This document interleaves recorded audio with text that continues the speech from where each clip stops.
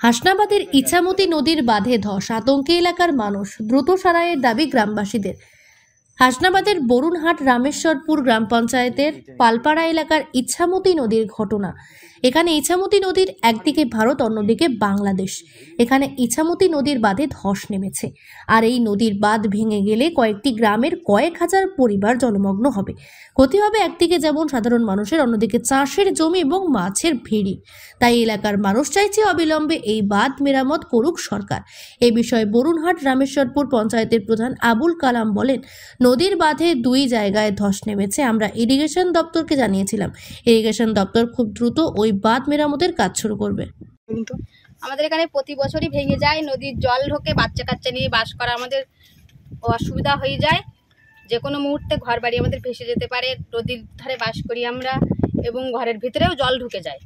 নদীর এই বাঁধ তাড়াতাড়ি মেরামত না করলে আমরা এখানে বাচ্চা কাচ্চা নিয়ে থাকবো কিভাবে? ওপারে কি? ওপারটা বাংলাদেশ, এপারটা ইন্ডিয়া।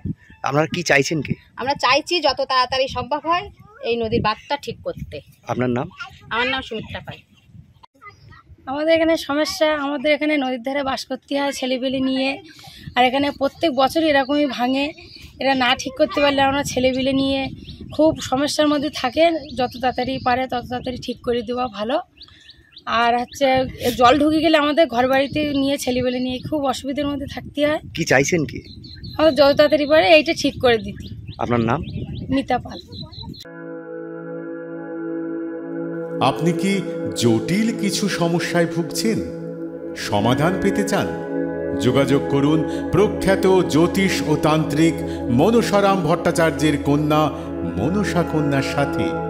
প্রখ্যাত জ্যোতিষ ও তান্ত্রিক মনসা কন্যা হাওড়া জানবাড়ি ও হাতিবাগানের নিজস্ব মন্দিরেও বসেন। যোগাযোগ 9830106967 আর 9239655323।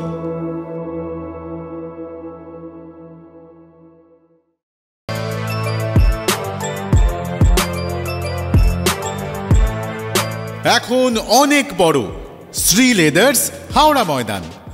কলার তুলে নয়, বুক চিতিয়ে চলা।